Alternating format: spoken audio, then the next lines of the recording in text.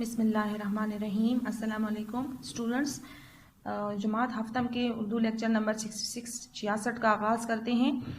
آج کے لیکچر میں ہم نظم پڑھیں گے۔ نظم کا نام ہے ہمارے پاس مفلسی، ٹھیک ہے، اور اس کے شاعر ہیں نذیر اکبر آبادی۔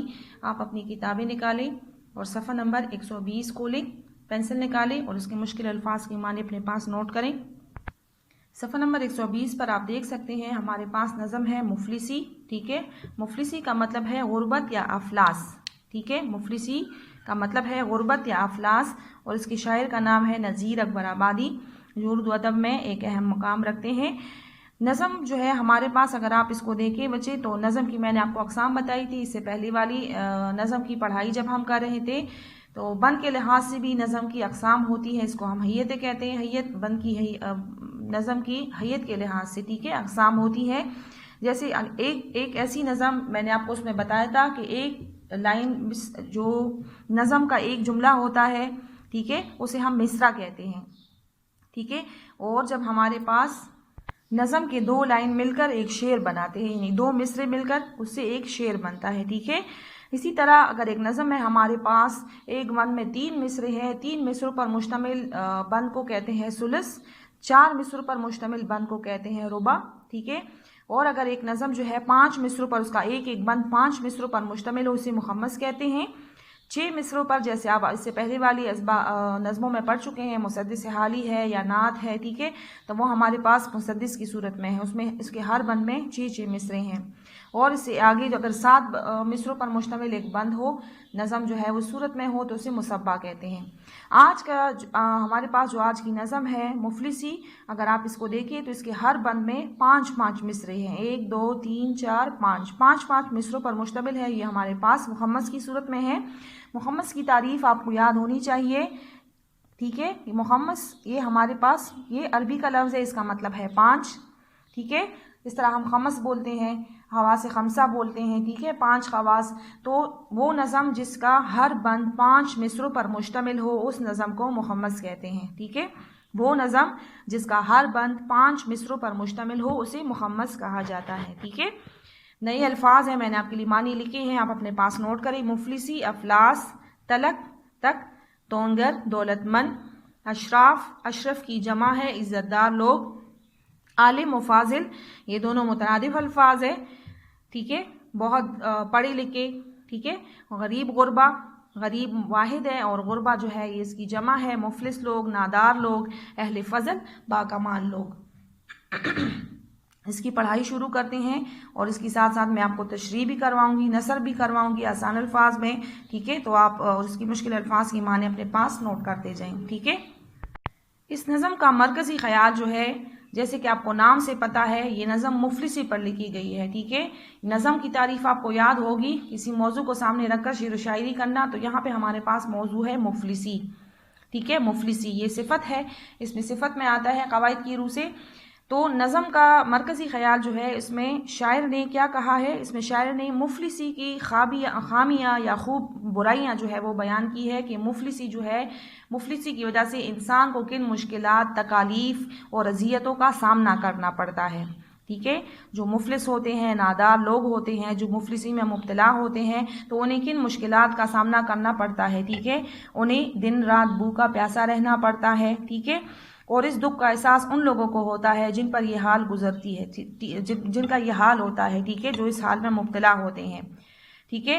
اور مفلسی جو ہے وہ بڑے بڑے اشراف، عالم و فاضل اور اہل فضل لوگوں تک سے زندگی بسر کرنے کا طریقہ جو ہے مفلسی کی وجہ سے وہ بھول جاتے ہیں۔ معاشرے میں ان کا کوئی مقام نہیں ہوتا، لوگ ان کی عزت نہیں کرتے، ٹھیک ہے۔ جو مفلسی میں مبتلا لوگ ہوتے ہیں تو ان کی کوئی عزت نہیں ہوتی اور ان کو اپنا حق نہیں ملتا، ٹھیک ہے۔ مفلس لوگوں کو اگر ہمارے معاشرے میں دولت کی صحیح تقسیم نہیں ہے، اگر تونگر مالدار لوگ جو ہے وہ غریبوں کی مدد کریں، جو زکوٰۃ نکالتے ہیں، ٹھیک ہے، یا جو زکوٰۃ کی تقسیم ہوتی ہے، ان کے پاس پیسے مال و دولت کی کمی نہیں ہوتی، تو اگر وہ صحیح طریقے سے اس کی تقسیم کریں تو یہ مفلسی اور یہ غربت جو ہے یہ کم ہو سکتا ہے، ٹھیک ہے۔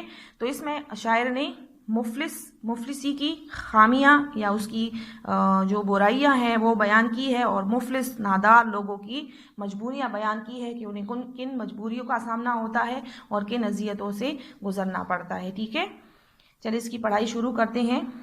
جب آدمی کے حال پہ آتی ہے مفلسی، کس طرح سے اس کو ستاتی ہے مفلسی.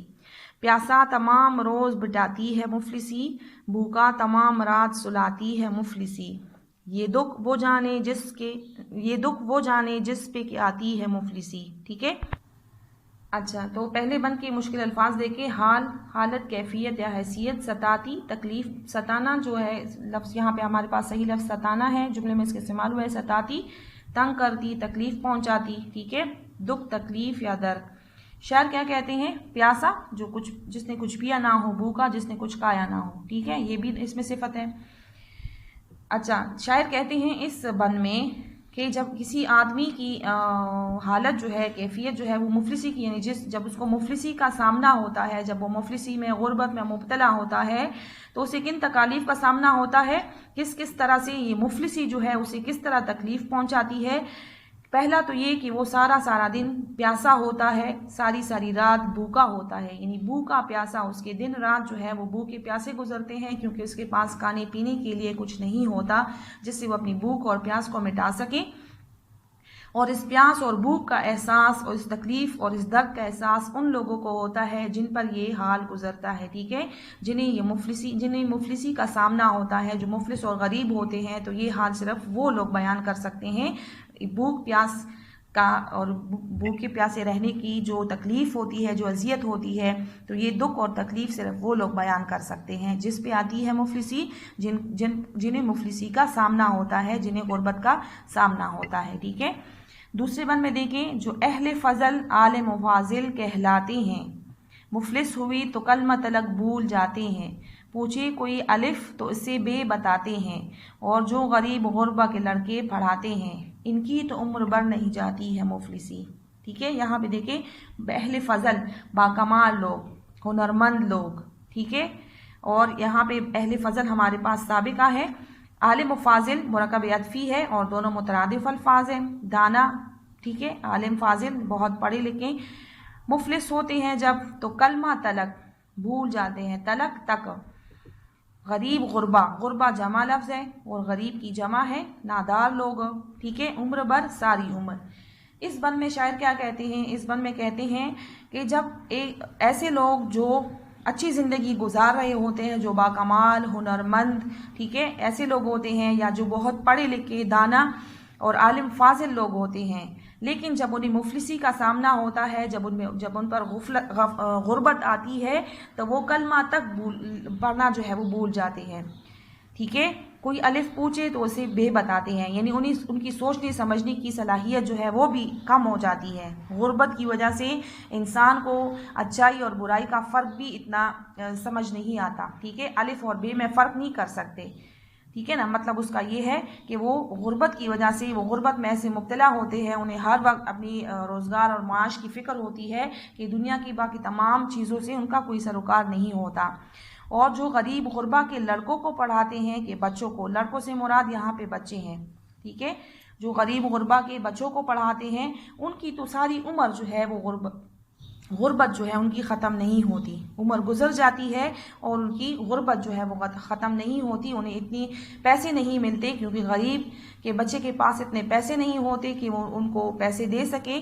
تو جو غریب غربا کے بچوں کو پڑھاتے ہیں، تو ایسے لوگوں کی غربت کبھی ختم نہیں ہوتی. انہیں ساری عمر غربت اور مفلسی کا سامنا کرنا پڑتا ہے. ٹھیک ہے، تیسرے بند کی طرف دیکھیں 121 پیج پہ.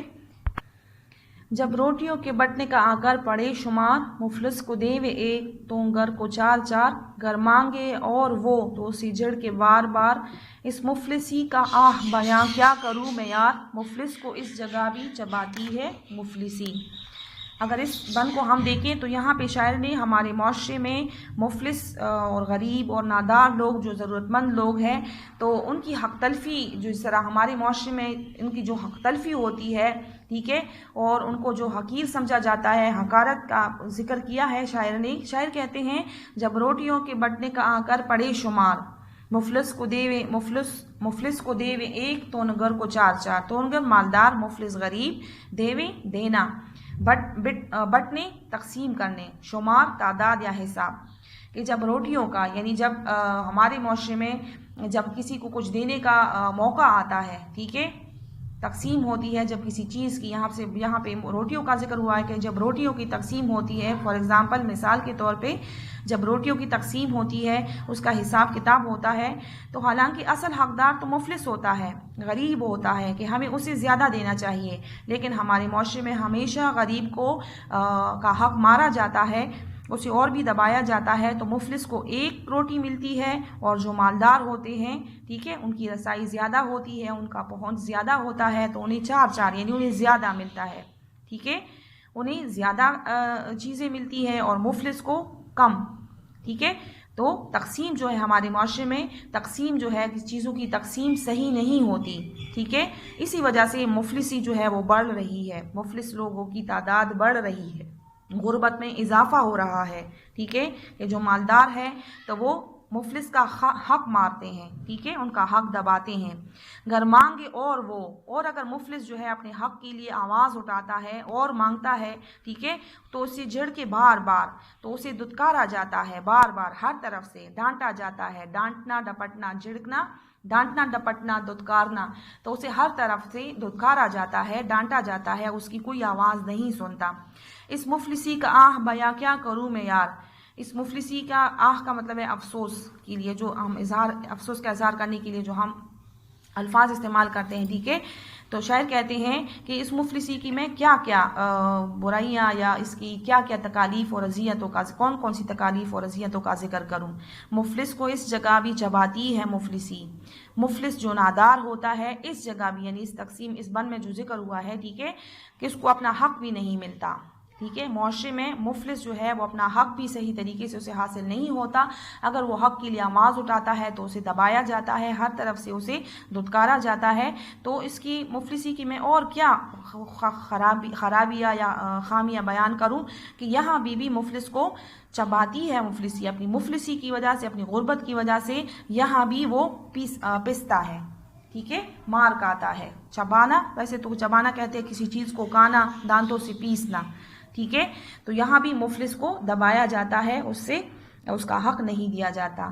دنیا میں لے کے شاہ سے اے یارو تا فقیر، ٹھیک ہے، اے یارو یہاں پہ دیکھیں علامت ندا لگا ہوا ہے، مخاطب کیا ہے کہ اے میرے دوستو، دنیا میں چاہے کوئی شاہ امیر ہے، بادشاہ ہے، مالدار بادشاہوں سے لے کر فقیروں تک، خالق نہ مفلسی میں کسی کو کرے اسیر۔ اس میں اگر ہم دیکھیں اشراف کو بناتی ہے ایک آن میں حقیر، کیا میں مفلسی کی خرابی کہوں نذیر، وہ جان جس کے دل کو جلاتی ہے مفلسی۔ یہاں پہ شاعر نے دیکھے پہلے والے شعر میں ایک دعا مانگی ہے، ٹھیک ہے، کہ اللہ تعالیٰ جو ہے دنیا میں جتنی بھی لوگ ہیں، چاہے وہ امیر ہے، مالدار ہے، بادشاہ ہے، بادشاہوں سے لے کر فقیروں تک، اللہ تعالیٰ کسی کو خالق سے مراد اللہ تعالیٰ ہے پیدا کرنے والا، کسی کو بھی مفلسی کا اسیر نہ کرے، قیدی نہ کرے، یعنی مفلس نہ بنائے، اسے مفلسی سے اللہ تعالیٰ بچائے۔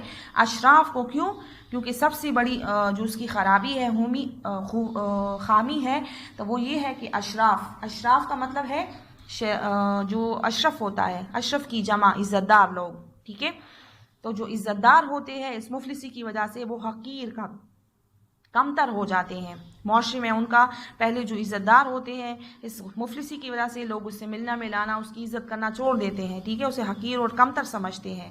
تو کیا میں مفلسی کی خرابی کہوں نذیر، تو مفلسی کی بے شمار نقائص ہیں، بے شمار خرابیاں ہیں، خامیاں ہیں، میں کون سی خامی یہاں پہ بیان کروں۔ اس حال کا پتہ، یہ خرابیاں جو ہے یہ صرف اس کو پتہ ہے جس کے دل کو جلاتی ہے مفلسی، ٹھیک ہے، جس کو مفلسی کا سامنا ہے، جلانا، ستانا یا تنگ کرنا، جو مفلسی میں مبتلا ہے، جو غربت میں مبتلا ہے، تو اس کی خرابیوں اور خامیوں کا پتہ جو ہے وہ صرف اس انسان کو ہے جو مفلسی میں مبتلا ہے، ٹھیک ہے۔